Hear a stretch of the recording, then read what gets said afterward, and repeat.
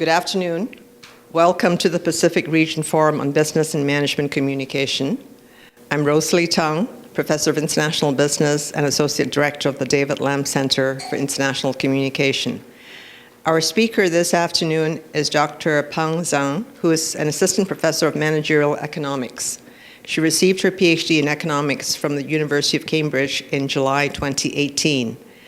As many of you know, China has left a large economic footprint in Africa. If not, most probably you won't be here.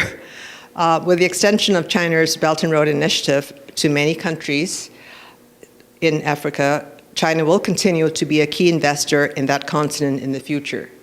But making good investment decisions and managing potential risks will require further understanding of African society and culture. Today, Professor Zhang will provide an overview of the complexity of ethnic relations in Africa based on her research in South Africa. Dr. Zhang's presentation will be followed by a question and answer period. Without further ado, I'll turn the podium to Peng.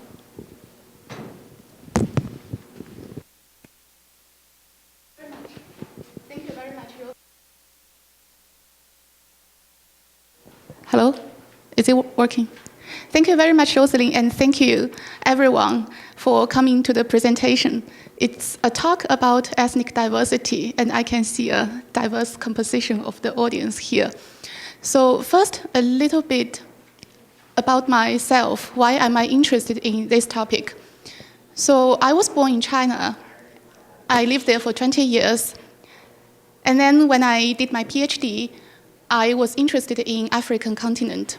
I tried to, because those were very important developing economies, I tried to know what was the similarity and the differences between the two countries. And during my PhD, I got a chance to visit University of Cape Town. So that was my first time in Africa. And to me, the biggest culture shock is the ethnic diversity, something I didn't experience a lot myself, something I thought, wow, this is very exciting to me. So this helped me come to this whole topic. And eventually I wrote several papers about ethnic diversity in Africa.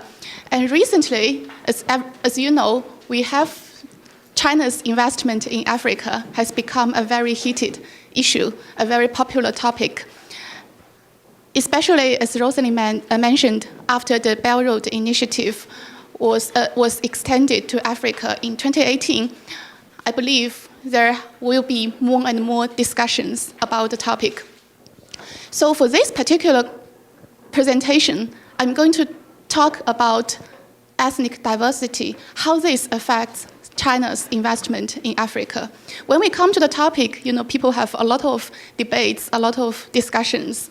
So this is the goal here today, is not to give you a very comprehensive discussion of all the issues of China's investment in Africa. Otherwise, it's going to be 90-hour, not 90-minute presentation. So when I talk about ethnic diversity with this focus, I also share with you some of my personal experiences in both China and Africa. For the whole presentation, basically it's divided into three parts. So first, let's take a brief review of the patterns of China's investment in Africa. What are the achievements? What might be the potential problems? And the second part, what we want to know is, in particular, what does ethnic diversity, what kind of role does ethnic diversity play in China's investment in Africa? And basically what I'm going to do is to show you a comparison of ethnic relations in China and Africa, respectively. And we can see why these ethnic relations, this becomes a problem for China's investment. In the end, we're going to come to some conclusions. So how can China learn from African local people? How can China learn from other FDIs to make sure they have better investment strategies in the future? So a history of China's investment in Africa. Compared with a lot of advanced economies, China entered Africa as an investor relatively late, But that was because the People's Republic of China was established later than advanced countries. So after 1949, after the People's Republic of China was established, not long afterwards, China began to have investment in Africa. So this is a very typical example. I'm sure some of you might have known this before. So the whole story was, in 1960s, Tanzania wanted to build a railway, basically to link Zambia, the inland part of Zambia, and the port in Tanzania. The whole purpose of this project is, in Zambia, especially the copper industries, they have to rely on infrastructure, especially the port, to deliver their goods. And at that time, the major method was to go through South Africa. But this is 1960s, so it was the apartheid government. So that made the whole thing very difficult for Zambia. Therefore, they were trying to think of alternatives. So the alternative way is to build a railway through Zambia and through Tanzania and have access to the port there. It was a huge project. It was cross-border. So when the proposal was raised by the government, you could see the reaction from different parties. World Bank, those international institutions, they went and they had very detailed assessment. Eventually they said, no, we don't think this is feasible in technology, and I don't think economic-wise it is a good idea. And advanced economies like UK, US, they also went to have the evaluation, and eventually they decided not to participate. So in the end, who came? China came. And you can see how splendid the whole thing was. So in total, China invested approximately $3 billion US, and with all this huge construction. The amazing thing was it was done within 3 years for such a big project. So one natural question to ask is, why did China want to do that? What was the motivation here? When other countries declined, or when the World Bank thought it was not a good idea, why China still had the view of investing? This is 1960s, so we have to think about the political background at that time. Basically, it was the Cold War. So China was trying to seek more friendship, more diplomatic relations with African countries, with emerging economies at that time, to be able to establish their own role. In particular for Tanzania, some of you may know, China built diplomatic relations with Tanzania in 1960s, and this project was right afterwards. So partly it was China's friendship. China wants to establish the friendship with Tanzania. So this summarizes the earlier investment of Chinese firms in Africa. What are the motivations at that time? The biggest motivations were political, diplomatic, trying to build friendships. That was the earlier time. But in total, because at that time, China, that was also the period when it was the most difficult for China to develop. Because 1960s, 1970s, we know China was hit by the Great Famine, and the Cultural Revolution also destroyed China's economy a lot. So because of that, the total amount of projects, the total amount of investment was not very big. So the huge increase of China's investment started from 2000.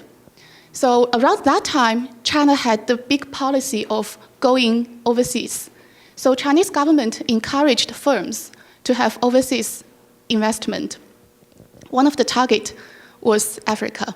So if you can see from this graph, originally,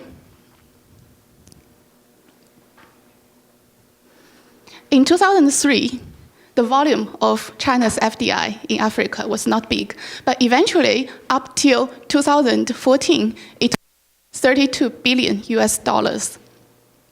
So you may think why there is a big spike in 2008. So mainly because in this particular year, the Industrial and the Commercial Bank of China, they acquired acquired part of 20% of the Standard Bank in South Africa. So it was huge volume. So that drove up the whole amount in 2008. And after 2008, the speed slowed down. It was mainly because China was hit by the financial crisis as well. You can see in conclusion, the general trend is China's investment in Africa was increasing over time in a drastic rate. And if you look at the heterogeneity of Chinese investment in Africa, both across space and across industries, there are some interesting stories here. So for example, if you look at the first graph, which tells you China's investments come from where, which part of China, and go to which part of Africa. So one interesting thing is almost all the provinces in China have FDI in Africa, except Tibet. So not only, normally you may think those FDIs come from Eastern Coast, from those places, but actually in inner China, even remote places, there was still some bilateral relationship here. And also if you look at the destinations of China's investment in Africa, so this might be a little small for you to see. So there are two features basically. First is China also, similar to the foreign direct investments from advanced economies, they also went to places with higher economic returns. So for example, lower cost of labor or some natural resource sectors. This is consistent with other countries. But there's one thing which is interesting about China, is sometimes they also invest in countries which other economies may think are too risky. So for example, China has a very big investment in Angola. You may think, why? Partly it was because Angola has suffered from the civil war for a long time. So after the end of the civil war, there was a huge opportunity of restructuring of the whole country. So there was a huge demand of infrastructure. And China considered this to be a great opportunity. So that was China's strategy. If you look at the cross-sector, normally people have the view, say, you may hear from different places, say China's investment in Africa are mainly in natural resource industries, and they try to seize the rent from oil, from all kinds of natural resource. If you take a detailed look at those sectors, it is true and it's not true. Because if you think about the geological exploration industry, yes, it occupies a huge part. But on the other hand, China has a lot of FDIs in, for example, commercial service, wholesale, construction, for all the other sectors. So China's FDI in Africa is actually very diverse, both in terms of geographical distribution and in terms of the industrial sectors.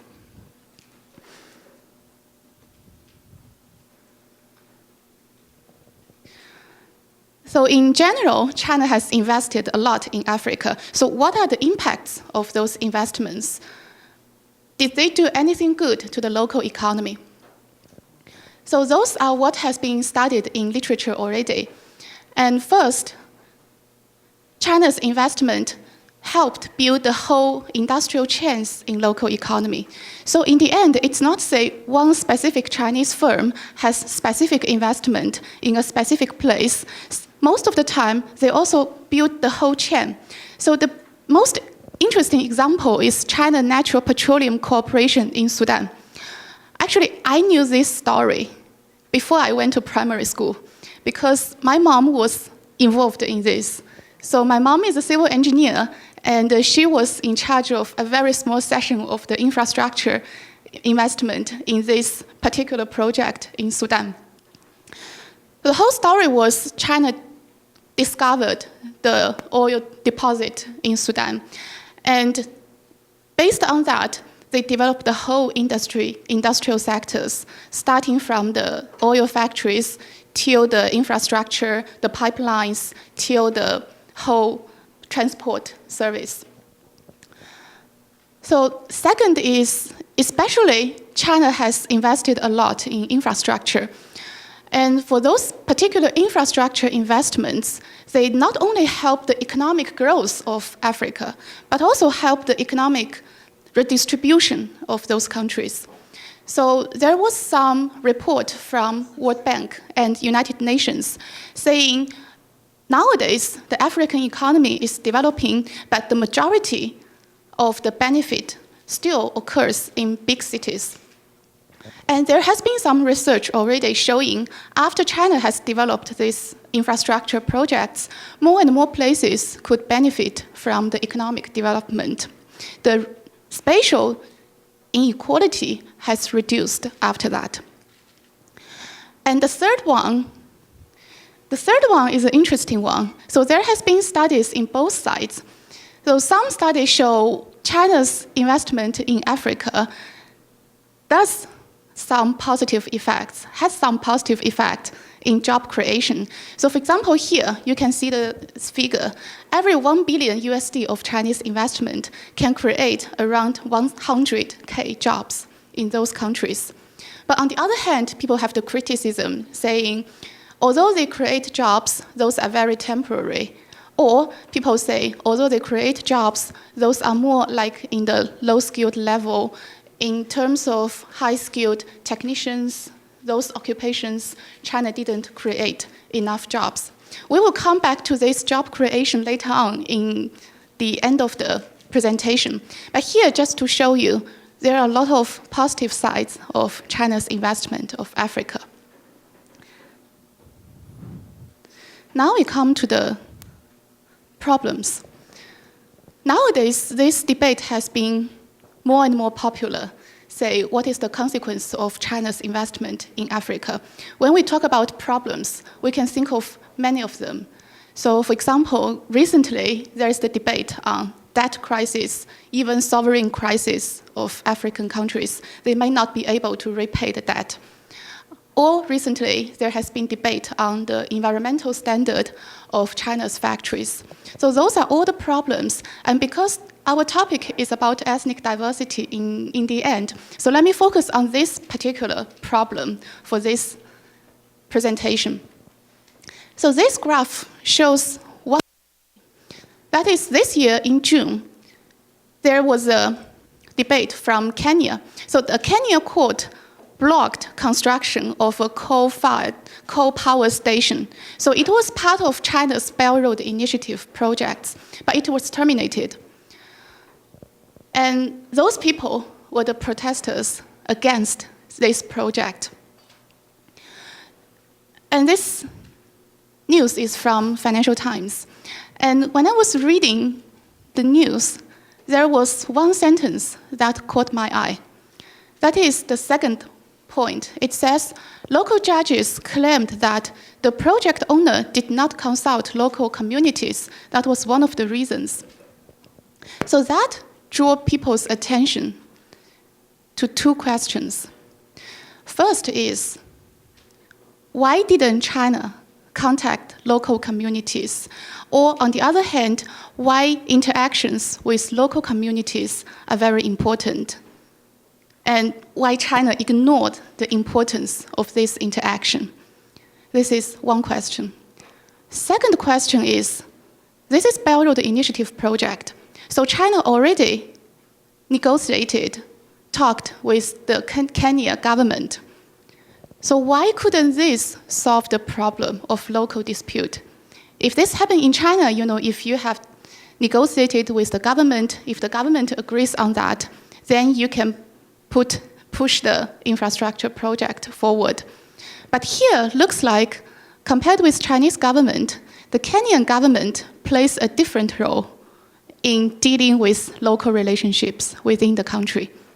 So what is the difference between these governments in terms of their role in ethnic relations?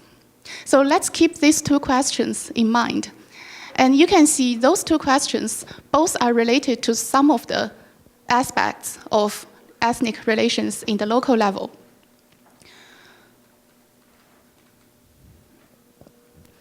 So we get a summary of China's achievements and the problems of investments in Africa. And now, as scholars, we try to know what can explain the achievements and the problems. What are the possible theories?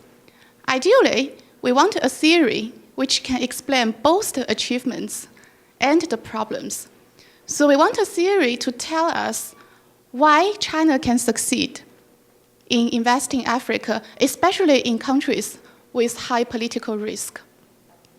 On the other hand, we want to know why China failed in some of the projects in dealing with the local relations. So there is a theory which can satisfy our need. So this is an important theory in international business.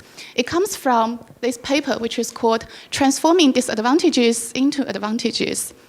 So the whole story was FDIs can come from two sources, either from the advanced economies, US, Canada, UK, or from emerging economies. China is the best example. So compared with FDIs from Canada or US, Chinese FDIs have some intrinsic problems or disadvantages. Many of these can result from the weak institutions. So Chinese firms, when they operate in China, compared with firms in developed countries, they don't have very efficient organization. The government may be less efficient as well, and the whole institutional setting can also be weaker. So those FDIs suffer from intrinsic problems, and normally you may imagine if Chinese FDI and US FDI, they come to the same place, US FDI will do better because they are better organized.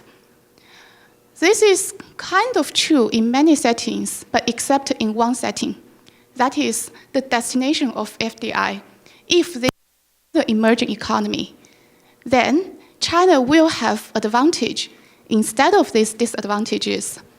So the disadvantages of the weak institution, of the inefficiency of Chinese FDI, will be transferred to the advantages when China invests in Africa.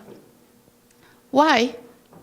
Because in terms of institutional setting, China is more similar to Africa than, say, the similarities between US and Africa. So it's easier for China to apply what they have experienced in their domestic countries to deal with the business in Africa. So there is a similar theory in economics about people. So the paper was about, say, you have some refugees, and now you randomly put refugees into the new country. The only difference is different refugees are assigned to different places with different land endowment. So some of the land endowment, for some refugees, the new land is very similar to their village in their hometown. For some refugees, the new place is very different in terms of agriculture endowment. So then people say, who will do better? It's not the people who have the highest productivity back at their home, but that's the people whose new land is the most similar to their previous land. So it's not really matters like at the absolute level, what is the technology level, what is the government level, but what matters is the relative distance between the home country and the host country. The more similar they are, the more likely FDI will succeed. For this particular example, FDI in Africa, when we talk about institutions, how shall we think about this problem? What are the potential aspects that may affect FDI's efficiency in Africa? So there are both economic and political reasons. So here we just focus on the political reasons. So normally people look at these 6 aspects. So those are called worldwide governance indicators developed by World Bank. So now in the academic world, if you talk about the institutional quality, the government capacity, those are very important and very popular indicators. So the indicators are divided into 6 parts. We are going to deal with this one by one, starting from the next slides. But here, the basic idea is just to say, if you look from these 6 aspects, China, at the absolute level, might have disadvantages in these 6 aspects compared with FDI from advanced economies. But when China invests in Africa, they can transfer their disadvantages in these 6 aspects into advantages because they are more experienced in dealing with 6 types of problems compared with FDI from, say, US or Canada. So I will combine some of these because they are kind of very similar. But in general, I will go over the 6 one by one with you to see how they affect China's efficiency in Africa. So first is voice and accountability. What does this mean? In general, that means the citizens' ability to participate in political activities. How capable are they to, say, raise their own problems, deal with the government, make political decisions? In African countries, in a lot of countries, this accountability is not very high because a lot of countries say if you are in the authoritarian system, citizens don't have the chance to express their ideas. They don't have enough practice. So this might be a problem, say, when the US company goes to Africa, because the new setting is fundamentally different from what they experienced back in their own country. And what about China? If we look at China, China is an authoritarian regime itself. So Chinese firms are very used to the way of dealing with the government, dealing with the citizens. So this is their advantage. They have the experience. What about the second one? Rule of law and the control of corruption. So one risk in African countries in terms of investment is sometimes there might be the risk of expropriation from the government. You have invested something, and suddenly one day the government comes to you saying, well, we have to expropriate this. This is no longer yours. How would Chinese government deal with that? What is the advantage of Chinese firms? Remember, we mentioned at the very beginning, in general, China has a very good relationship, diplomatic relationships with a lot of African countries. So diplomatic relation is a very important method to deal with these risks from expropriation. There is an example from my mom. So she said when she was in Sudan dealing with this project, one day there was a conflict. So the government said they were trying to expropriate something. So the manager of her company, then he went to talk to the leader. They say, we are the Chinese company, and we are here to help you to invest in this infrastructure so you can have better investment. So after negotiation, it was successful, and the project could carry on.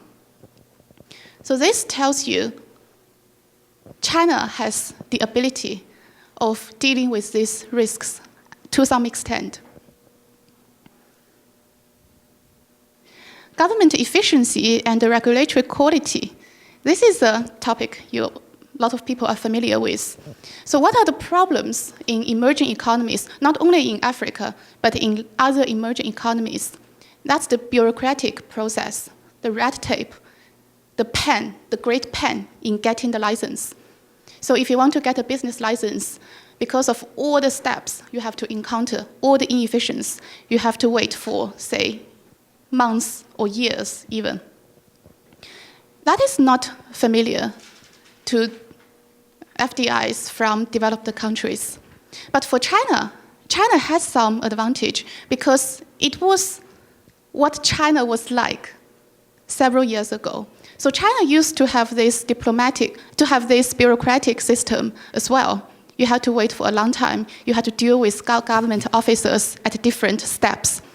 So although nowadays China has made huge improvement. So I remember I went to apply for a certificate in Ministry of Education in China this summer. And guess how long it took? 3 days, from when I applied till when I got the certificate. So nowadays, China was very efficient in doing this, but it used to be very bureaucratic. People used to suffer a lot from that. So Chinese firms, they have this experience, so they know how to deal with this kind of government. That is also their reason for success. So far, you may think China is so capable. It can deal with a lot of things in terms of all the political factors. Let's come to the final one and see how China deals with that. The final one is the violence. So we talk a little bit about political risk previously, how China resolved the political risk in Sudan. So in those countries, you not only have political risks, but you also have social risks. And the biggest part of social risks is the conflicts among different ethnic groups, is the conflict resulting from ethnic diversity. So for example, in this recent paper in South Africa, even after 20 years of the end of apartheid, there's still a huge number of conflicts. And the places which are the most violent are, for example, Johannesburg. And those are exactly the places with the highest ethnic diversity. And could China deal with that? So one way to see whether China is experienced or skilled enough to deal with this problem is to look at the literature about China's economy.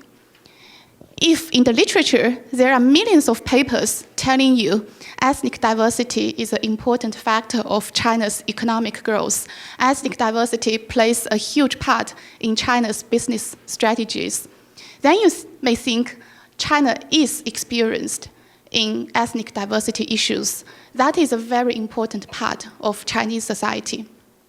So what we do is we go back to literature and see how many papers have touched the issue of ethnic diversity and economic growth back in China. I tried very hard. There are some papers on ethnic relations, but in particular with ethnic diversity, those are the only 2 papers I could find. If you search for another topic, say government capacity, if you search for central planned economy, if you search for something else, you get tens of millions of papers. But for ethnic diversity, there are only 2 papers. The sparse literature in academic field tells you, at least at the domestic level, China has not paid huge attention to the issue of ethnic diversity. So if there are a lot of problems resulting from ethnic diversity in investment in Africa, then China may not have the expertise, may not have enough experience in dealing with them. If you think about the previous 2 problems we talked about in Kenya, when China entered Kenya, constructing this coal industry, what did they do? They talked with the government, but they didn't talk with the local communities. So they didn't pay enough attention to the ethnic relation at the local level. A natural question to ask from this part is, why is this the case? Why is ethnic diversity not the most salient feature in political system in China? So here are some reasons, and both historical and contemporary reasons. So the first reason is from demographics. If you look at this map of China, and if you look at the statistics, in the majority of the places in China, it is very homogeneous. The Han people occupy over 90% of the population. So you may think there are some places with diverse population. So for example, in Qinghai, in Yunnan, the proportion of Han people is not very high, and you have different composition of ethnicities. But remember, where did those Chinese FDIs come from? Did they mostly come from Qinghai or Yunnan? Or did they mostly come from Beijing, Shanghai, Jiangsu, coastal places? The majority of the FDI came from places not in Qinghai, not in Yunnan, but in those economic advanced places. And those are the places where Han people was almost 95, 98, 99% of the population.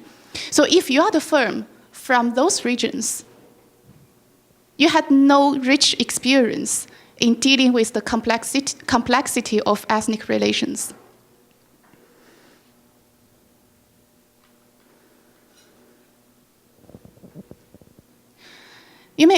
Till now, you may ask, although Han people is the majority, but still, you can see there are a lot of minority groups in China, and they also shaped China's ethnic relations to a large extent. So why still Chinese government didn't pay enough attention to ethnic diversity? So there is some historical reason. If you go back to Confucius' culture, you may find some answers. So this is what is mentioned in Confucianism. So Confucius say, all people around the four seas are our brothers. So this is well before the feminist activities. So that's why he said brothers, not sisters. And the four seas here refers to whole China or even the whole world. Because Asian Chinese people, they believe there are four seas in the map of China, and those are the boundaries of the Chinese territory. So if they say four seas, that means the whole of China. So the key idea is, no matter which language you speak, no matter which ethnicity you come from, no matter what difference you have in culture, as long as you obey the ethics, you have your virtue standard, then we have peaceful coexistence relationship with you. So the Confucius idea is try to minimize the difference between ethnic groups. They try to create this coherent society. They try to achieve this cultural integration. Everyone is the same. Everyone should obey the virtual system. This is the fundamental difference between China and Africa, because in Africa, the idea, the belongingness of ethnic groups is very strong. So especially for example, for South Africa, during apartheid, the government even put in a lot of efforts trying to reinforce the distinction, the conflict between ethnic groups. You can see this open view of ethnic relation, of culture, is a fundamental part of Confucianism. And in China's history, we had a lot of minority people, and some dynasties were even dominated by the minority group, like Yuan dynasty, Qing dynasty. But eventually, those emperors, they adopted the more advanced technology from the Han people, and they learned a lot, and eventually they reinforce the dominance of Confucianism. Contemporarily, this tradition has been persist even till now. So nowadays, the Chinese government also, they try to preserve this coherence, this integration of different ethnic groups by two major methods. The first is the political method. They try to improve this political integration. So what they did was, for example, they had the regional ethnic autonomy system. So they had 5 autonomy regions for different minority groups. And within the central government, it's kind of implicit rule. It's not a very strict rule, but you should have some proportion of people in the National Congress who come from ethnic minorities. So this is a way they try to integrate those people into the mainstream. And economically, China had the huge development program. For example, the Western Development Program in 2001, because most ethnically diverse places in China locate in the West. So in those particular programs, China had a lot of support from resources, from infrastructure in those regions. So under this program, they built the famous railway from Qinghai to Tibet, and they have a lot of roads in Xinjiang. They also build a lot of airports. So this improved the economic development of those regions, those cities. So eventually, the whole process was considered as a nation-building process. So in general, China's ethnic diversity, China's ethnic relation is captured by the feature of integration, minimizing the difference between different groups. The opposite example is Africa. Let's take a look at the ethnic diversity in Africa. So why this is a big shock to Chinese firms when they first enter. This is a graph of ethnic diversity in Africa. So basically it says is in each particular region, what is the dominant ethnic group? That is what the distribution tells you. So here there are 30 ethnic groups here, but those are not all types of ethnic groups in Africa. Those were the dominant ones in each region. So sometimes for one country, you may have more than 200 small ethnic groups. So it's very diverse. And you can see here, if you take an overlap between this map and the border of countries in Africa, you can see within the same country, you have so many different groups. Even for South Africa, for example, you have this many types of ethnicities, and those are only within Black ethnic diversity. So we don't consider white people, we don't consider Chinese people, we don't consider other types of people. So only within Black, it's very diverse already. So this picture is very different from the picture we mentioned in China before. So after the picture, let's look at some statistics with a further idea on how diverse the place is. So, for example, there is a East Africa Living Index statistics. In Kenya, for example, the largest one group only make up 20% of the population. And you know, we just mentioned in China, for Han group, the corresponding number was over 90%. And in Tanzania, for example, you have over 120 ethnic groups. And normally, so this is just a very rough, very straightforward pattern of how diverse each country is.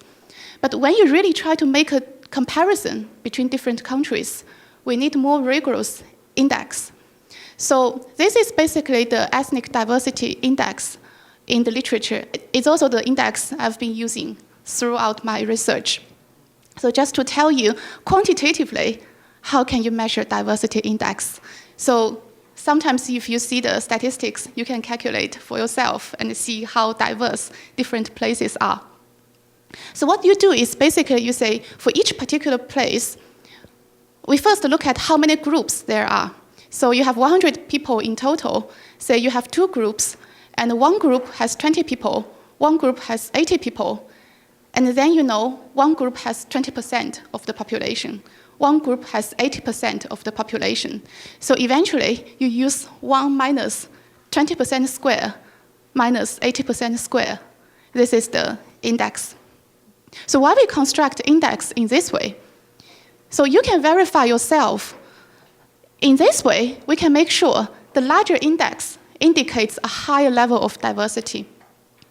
So if you have two people, have two different groups of people, what is the most diverse case? Both groups have 50% of the population, so they are of equal power. In this case, this equals 1 minus 1 over 4 minus 1 over 4, so it's 0.5. This is already the highest index when you have two people, groups of people. What is the most homogeneous case? One group has 100% of the population. One group has 0% of the population. So this index equals 0. So this is why the larger the index is, the more diversity the place will have. So this is just to tell you what is the standard way in literature. Using this index, we can compute diversity levels in different countries. So because my paper is mainly on South Africa, so I use South Africa as an example. When we talk about South Africa, the biggest discussion is about apartheid, the division between black people and white people. But here, recently, you have more research which focuses on the within black composition. People realized those black people, they are actually not the same. They are very different from each other. So because of this different diversity level in different regions in South Africa, that might be linked to different performances in economics, in politics, in society. You can see for South Africa, you have, I didn't make them up. Those are the real data from South African statistics. We have the most homogeneous region, which only has one ethnic group, the Xhosa group, where Mandela comes from. And we have the most diverse group. So this particular region, you can see, in South Africa, you have 9 ethnic groups in total, and this region has almost all the 9 ethnic groups, and they distribute in a very diverse way.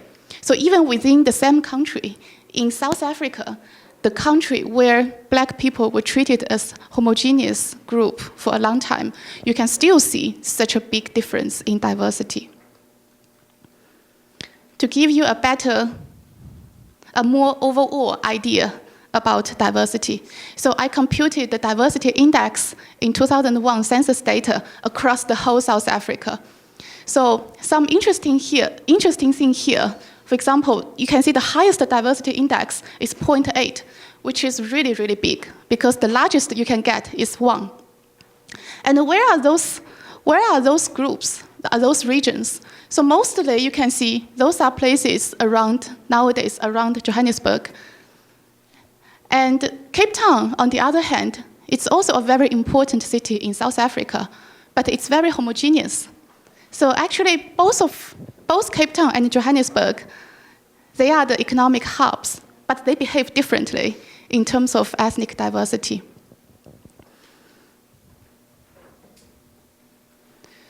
Now we know a lot of African countries have the feature of ethnic diversity. Ignoring the importance of ethnic diversity will have some impact on, say, evaluating the socio-economic behaviors. So what are the consequences, what are the effects of ethnic diversity on economic development?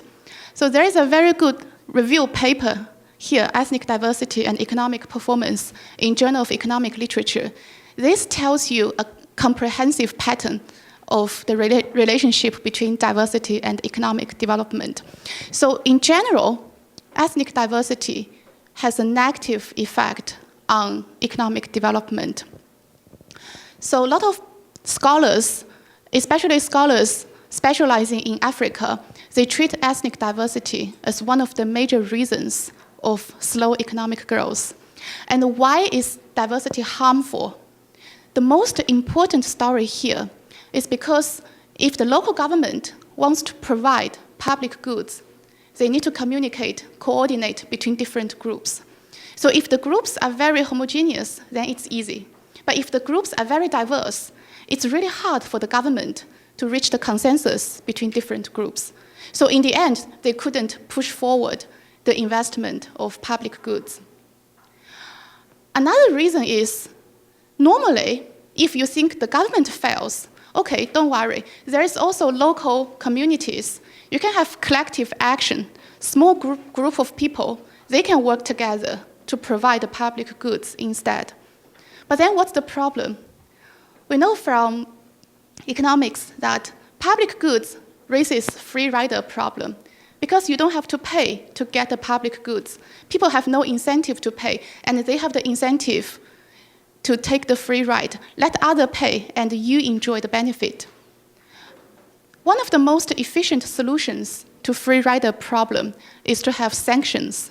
So if this group of people are able to enforce very serious sanctions to people who cheat, to deviate from the collective action, they can punish those people.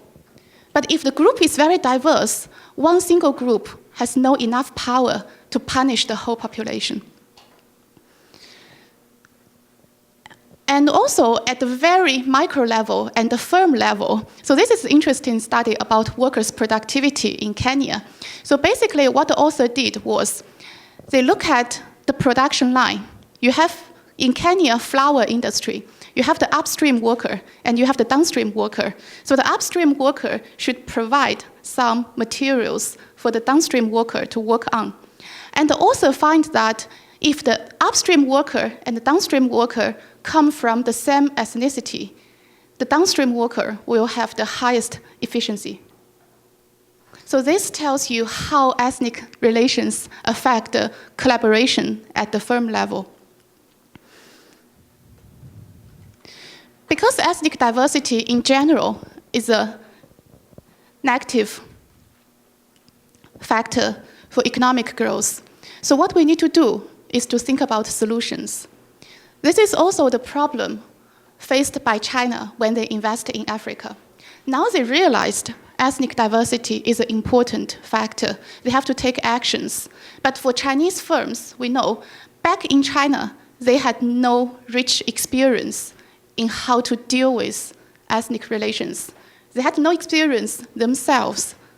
So how could they make a solution? We can have a look. We can learn from others. We can have a look at how local firms deal with ethnic diversity, how local people deal with them, and how other FDIs deal with them. So first, we look at local government. How does the local government deal with the problem from ethnic diversity? The general finding, there is a lot of research on that. The general finding is there is not a very good way for the local government to deal with the problem. So for example, this is the paper from Kenya. So this Kenyan government, they try to provide school.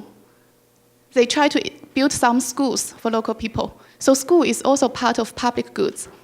And this tells you in a more diverse place, the number of schools or the funding to the schools they use will be declined. Also, for the same research, this government not only fails to provide enough schooling in diverse places, they also fail to provide enough water maintenance in a place. And sometimes it's not related to the capability of the government. If you think this government is not capable enough, let's look at the US government. You believe that they are capable enough.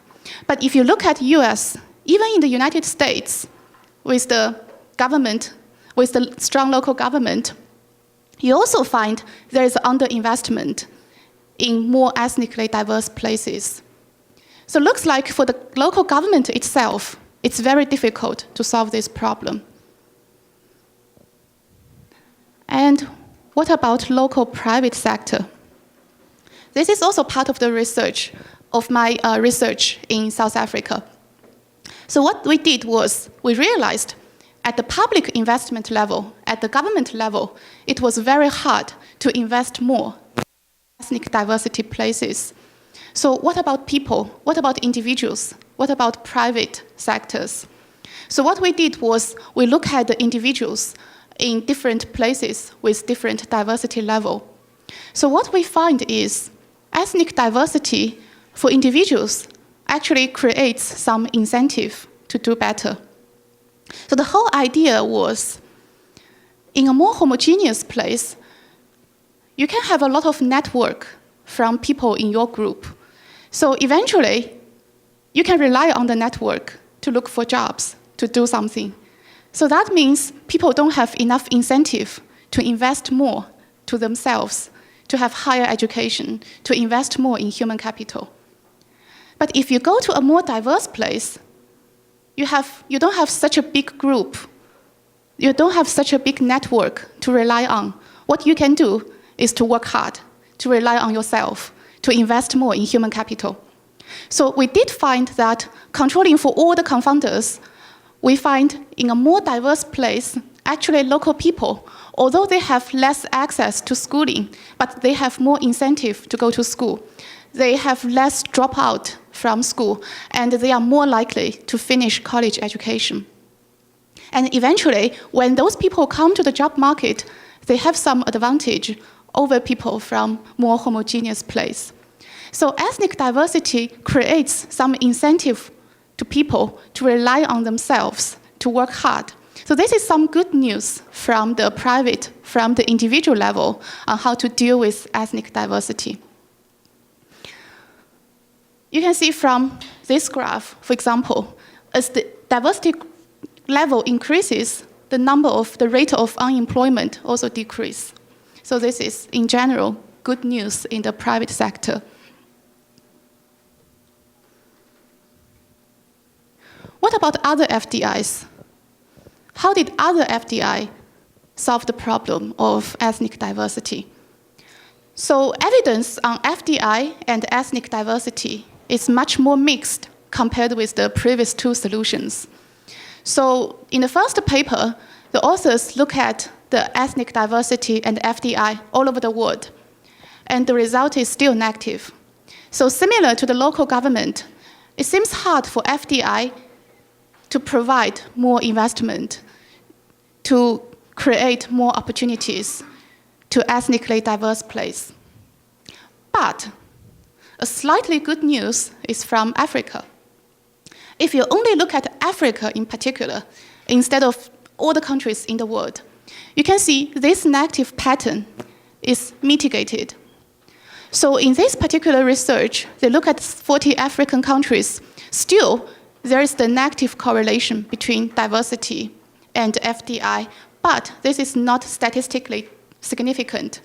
So that means you cannot reject the hypothesis that FDI is not doing worse in those ethnic diversity places.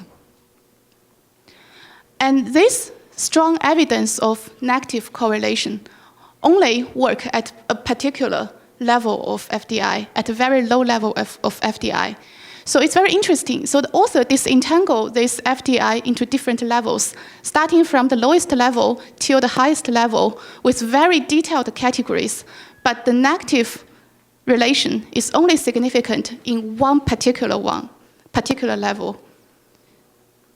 So that means for the majority of the cases, we don't find strong evidence to show FDI behaves worse in places with more ethnic diversity. So to summarize, what can China learn from other government, other people, other FDI? So what we learned already is, first, for local government itself, it's really hard to solve the problem. Second, the local individuals, private sector, has a lot of incentive to perform better in ethnically diverse place. So for China to succeed, they have to make use of those incentives, providing those people with more opportunities. And third, looks like the detrimental effect of FDI is not as strong as the detrimental effect for local government investment. So in detail, what can China do in the future to deal with the problem with ethnic diversity?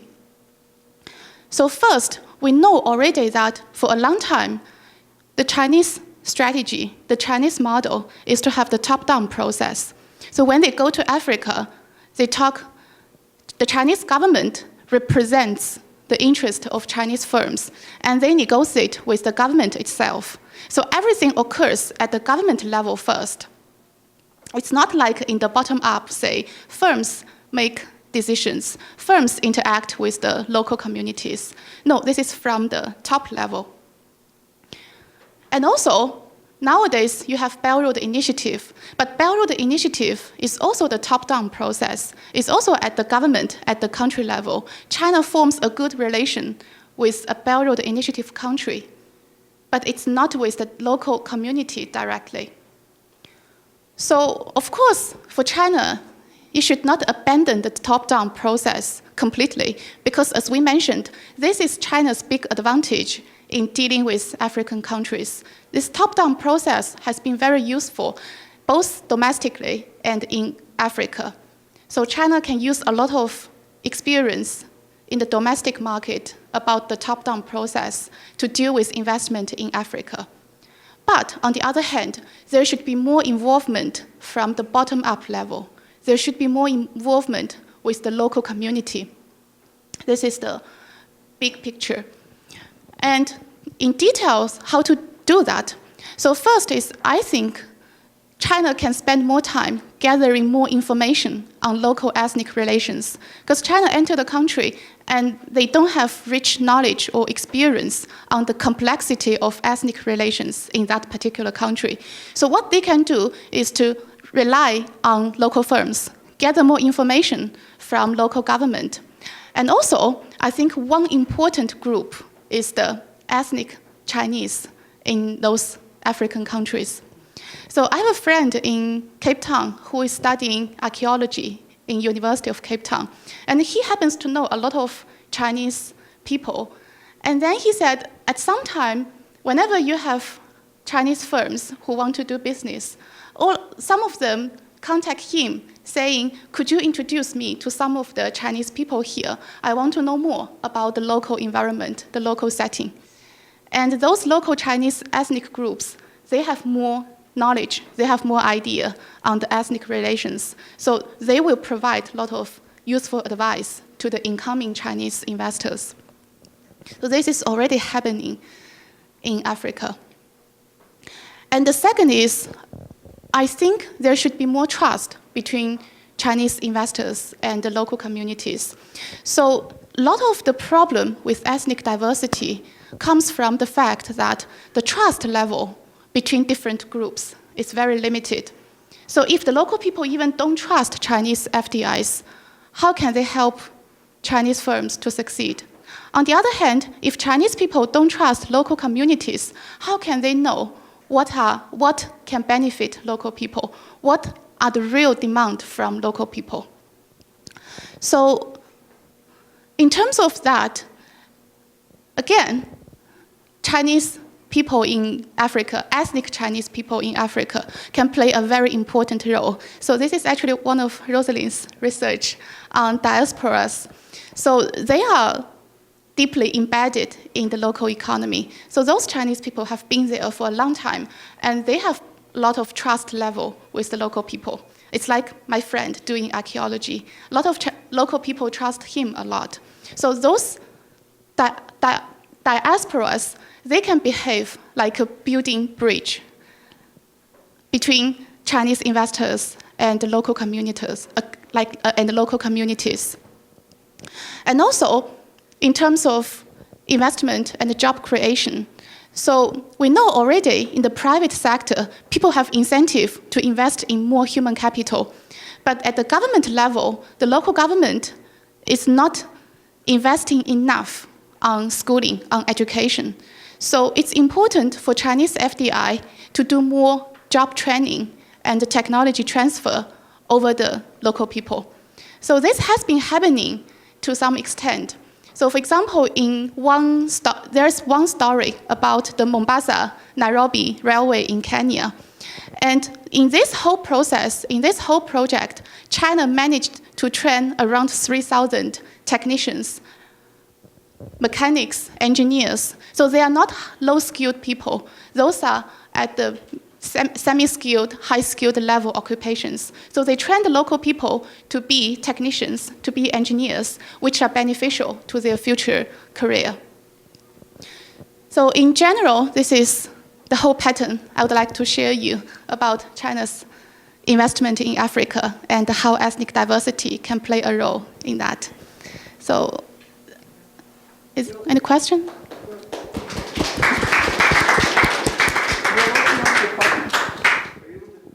Okay. We'll open that up to questions. I have a mic here, so I've been asked to pass the mic on to individuals as they want to speak into the mic. If I may ask the question first. Peng? This one? Yeah. The finding from the economic literature that you presented, it appears to be quite different or quite conflicting with the studies on multicultural teams. Okay, multicultural teams in general find that ethnic diversity within a multicultural team has positive effects. initially it may lead to more conflict, but over time, the solutions tend to be more creative, and so performance tends to go up. So I'm wondering whether the inconsistency in findings could stem from the way that you measure ethnic diversity based on linguistics. Mm-hmm. Yeah, so it's a very good question. I actually had this question during the job market. So one response is in terms of the assumptions. So if you think multicultural team is efficient, then the biggest assumption here is people have complementarities in skills. So people have their different special skill set, and when they are mixed together, they can make use of that. But for example, in the case about South Africa I was talking about, the black people, because of the apartheid history, a lot of people had low education. So at that level, it's really hard to have this complementarity of skills. People didn't go to college, people didn't have specific training in different places. So that means if you mingle people all together, the marginal contribution of skills is not big. And on the other hand, the concept of ethnic diversity here, as you mentioned, is very different. So here is within the black, you have different language groups, you have different ethnicities. And among them, between different groups, they have very strong distinction of identity, of culture. So the gap between the group might be even bigger for, say, compared with, say, ethnic groups, Chinese people in Canada and the local people in Canada. I think the gap can be bigger here. Thank you. Any questions? It's all right, I don't need the microphone. You'll be deleted from the record then. Do I want to be on the record? I think you should be. I'm sure you have something to contribute. Okay, I just want to make a comment about the 1970s. Mm-hmm. Could it not have been partially the Sino-Soviet competition that was going on when they went there? And, that's just my comment, that you did not allude to that. And so I had a great big gap. I really find problematic the note that you had up on the board there about building trust, lower the level of intergroup trust in ethnically diverse places in certain contexts. And of course, we see that going on with the Uyghurs right now, and about the fact that the Hans moved west, and of course, they integrated all these diverse groups into China. And this is the way in Africa right now that these many indigenous groups were different because of the Western powers going in and putting them collectively. But I would like your comment on that, because this is very subversive, and it certainly does not, to me, promote an ethically business plan. An ethical business plan. Yeah, so first, a quick response to the first one. It is part of the Soviet competition during the World War. It's true. I just didn't have time to go over this. And second, I'm very glad you asked the question, because I also think this is a very important topic nowadays. So I can use the example of Chinese people in Africa or Han people in minority. They are very similar. So I think the biggest problem here is people need some understanding of each other. So for example, let's say if Chinese people come to Africa, if they don't understand the local community, the local culture, and they have this prejudgment on what is right, what is wrong, and that's very hard for them to build any relationship with the local community. And for local community, when they have Chinese people, they noticed that Chinese firms, they have different strategies. They might be too close to the government. They might try to use other different investment ways. If you have the dominant, so you have the precondition, you have the prejudgment that those are not the correct ways, then there's very little room for any future collaboration. So my point is, when you encounter someone from the different background, at first, I think people should not have this judgment before they get to know better about the other culture, the other system, the other group. So once you know thoroughly, once you have a better understanding of the difference of the difference in these interactions, then it's better for you to build up future relationships. So I think understanding each other is the most important thing here.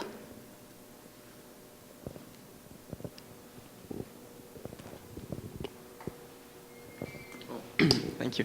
I had a question about the disadvantage and advantage. I think at first I didn't understand, but now I think maybe I understand. But my question is, so you give the example that China had for a while these disadvantages, but now they're advantages, right? But that some of these have been solved. Like you gave the example of the receiving the certificates so fast. So my question is that, say in one generation or two generation, then will these still be active, this relationship of disadvantage-advantage, or will it become like the US where it's more solidified and it won't have that advantage anymore, given that the current generation now grows up with this, very ease of access kind of thing?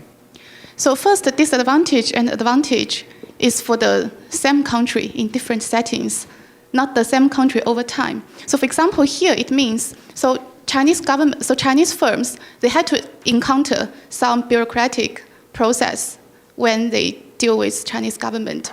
So if, say, Chinese FDI and the US FDI, they both come to US, then Chinese firms is in a disadvantaged position because they have less efficient ways of working on business. But if Chinese FDI and the US FDI, if both come to Africa or other emerging economies, so in the destination, this country is more similar to China in terms of the institutional background. So maybe it's easier for Chinese government to adapt to the local setting. So this is the whole idea of disadvantage and advantage. It is true that, dynamic speaking, in the dynamic way, this China's disadvantage or advantage, depending on what the setting is, they can change over time. So now, for example, China can be more efficient in dealing with the bureaucratic process. But I think, on the other hand, it tells you this is even better news in Africa, because China used to suffer from that, and now they know how to overcome this, how to do better. So when they come to the country, maybe there can be spillover from Chinese FDI to the local economy, telling local people, what can you do to improve the efficiency of government? I think that is the future direction to go. I'm reminded of a talk I heard by Noam Chomsky, the prominent linguist, a little while ago, and they were asking him about the origins of language. And he said that what we call the national languages in Europe are only a recent invention, basically after the beginning of the Industrial Revolution, about in the 1600s. That prior to that, villages that were 20 kilometers apart were speaking dialects were almost mutually unintelligible all across Europe. The creation of a national language was in fact a creation. It didn't exist before that. What I'm curious about, though, and this is of course off topic, is I understand that there are 2, 3, maybe 4 mutually unintelligible languages amongst the Han population in China.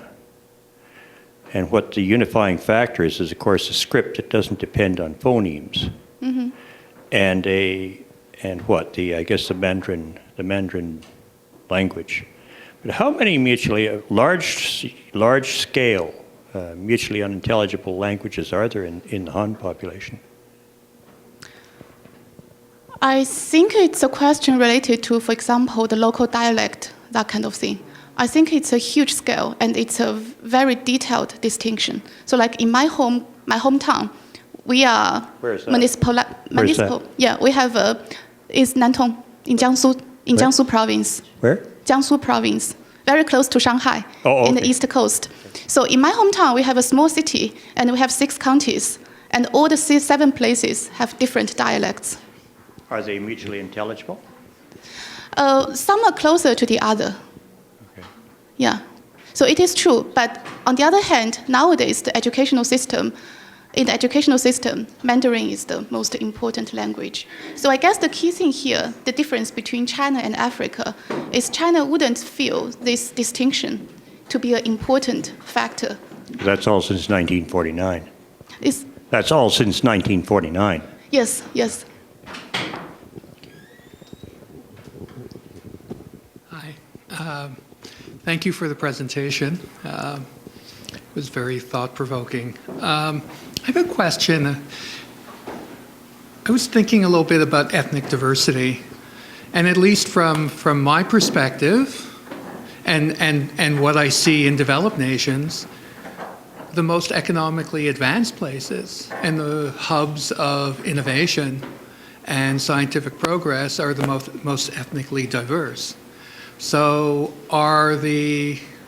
that's just observational. So is there a difference between ethnic diversity in developing nations versus developed nations in terms of their effects on the receptivity for FDI? Like, for instance, Silicon Valley is quite diverse, right? Appalachia, which is a little bit more backwards in a lot of respects, right, is quite homogeneous. Won't get into politics, the politics about it, but it just seems that in the United States, in Canada, in Western Europe, the most ethnically diverse places are the places that are typically the most prosperous, right? So why is that different than what we see in Africa? This is exactly what the literature shows. So ethnic diversity is negative in Africa or other developing countries, but positive in developed countries. And the answer is actually what Rosalie mentioned in the first question. So that is, in the developed countries, you have multicultural team, and those teams are very efficient and productive because people from different background in developed countries, you're from China, you're from Europe, you're from America, everyone has the comparative advantage, and their skill set can complement each other very well. So in the end, that stimulates more innovation, more creative knowledge. That is the developed setting. So you're talking about ethnic diversity requires skills, base skills, in order to be positive, and in the absence of base skills, ethnic diversity is a net negative? So it's positive because people have very clear complementarity in skills, and those are kind of special skills. So it's not something which everyone can do. Why would somebody who was like an ethnically diverse community, and everybody, let's say in the same community, sends their kids to the same schools, they go to the same university system, why would they emerge in these developed nations with complementary sets? Why would they be more complementary there than the institutional environment generates in emerging markets? So for developed countries, different people think in different ways. Can be because, for example, from their culture. So some culture requires more analytical way of dealing with the problem. Some culture maybe focus on more descriptive ways. So in the end, people work together. They can make use of the comparative advantage. Mm-hmm. But if you think about South Africa in particular, say, during the apartheid, people had no good chance to go to school. So they were kind of, their opportunities were discouraged. So it was really hard for them to come up with something creative, something different from others. Sure. I'm wondering, I mean, this is just an idea, are there examples of communities that are ethnically diverse in developing nations that are very successful in terms of economic development and innovation and higher order economic development? Because by looking at those places, perhaps we could get some ideas about how to overcome the difficulty of ethnic diversity elsewhere. There must be a few examples here or there, right, of communities that have been successful at doing that. That's my thoughts about ethnic diversity. Mm-hmm. The other thing is, I used to, when I could give my students stuff to read and they would actually read them, I used to have in my course outline an article by an author named Hu about the international transferability of a firm's competitive advantage, right? And that was based upon, as you know, internationalization theory suggests that a lot of reasons why firms internationalize is because advantages they develop in their home country. And the question is, which of those advantages are transferable? And the punchline of the article is that all the things that we commonly think are an advantage for countries like companies from China, right, are, according to this author, provide only very local advantages. So having good relationships with government officials helps you locally, but it's not going to help you internationally because they're different government officials. Reputation, it tends to be very local. So my question is, right, even though they have these advantages, what makes them transferable? I think the transferable part is not the good relationship with government itself, but the ability to develop a good relationship with the government. Is that generic, do you think? Not exactly the same, of course, because countries are different. But there are certain level of similarities among emerging economies. So in China and Africa, China used to have the government, which were kind of inefficient, with a lot of red tape, and you need to wait a long time to get license, which is also the case in Africa. So if Chinese firms, they experienced this back in China, they knew how to deal with the government, how to optimize their strategy when faced with this process. They could use, so they wouldn't be shocked, they wouldn't be surprised too much when they come to Africa. Okay, one more thought, right? And this is an alternative hypothesis. Perhaps it's the political environment and the legal environment in home countries rather than the transferability that provides the advantages for certain firms from certain locations. Because as the SNC-Lavalin case illustrated, there are laws and there are regulations that prevent companies from certain countries from doing business. So it's not so much that they have the advantage in the sense of the skills, but they have the advantage in terms that they don't have home country pressures that prevent. And the reason, and how I thought about it was the example you gave in Kenya of the coal mines. And I can't imagine, right, the difficulty a Canadian company would have trying to build coal-fired electricity plants anywhere in the world, right? The resistance from the Canadian population to a Canadian company doing that and exporting our pollution problems to places like that was likely to be quite severe, and it would prevent a Canadian company from doing that. On the other hand, right, in a situation where there might not be a lot of strong NGOs and strong protest movements and less than democratic domestic countries where freedom of speech prevents people from voicing their opposition, companies might have an advantage. And so it's not actually the technical advantage that you're talking about. Perhaps it's the fact that the home country permits it and doesn't work strongly against it. Is that That is true. an alternative? That is the alternative, and there is actually research on that. That is true. I'm just focusing here on the transferability at the firm level, but this is definitely the other theory. Yeah. Okay. I'm sorry for taking so long.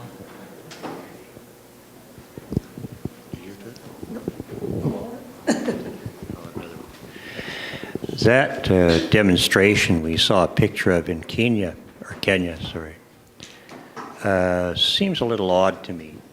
That sign I saw, the slogan, coal is a ripoff, is one of the dumbest slogans I've ever seen on a demonstration. I could see them saying it's polluting, it's this and that, the other, but a ripoff, it sounds like, what is going on there? I mean, coal is the cheapest way you can make electricity. That's why they do it. Right, but it has all these other side effects. Was that local? Do you think that local upheaval was for real, or was it being agitated from outside? Because that where you get that kind of diversity, it becomes open to hostile external intervention. I think there was some hostile intervention, but not really educated. So one thing I know, not Kenya, but I once interviewed someone from Somalia. Somewhere? Somalia. Somalia? Yeah, he happened to be my Uber driver when I was in Toronto. So I asked him, where did the hostility against Chinese investments come from? And he said one reason is the local government was super corrupted. People were not happy with the government at all. So when they saw Chinese firms having good relation with the local government, they kind of transfer this hostility towards the Chinese firms as well. Yeah. Well, thank you very much, Peng, for a very enlightening presentation. Thank you very much, everyone. Thank you.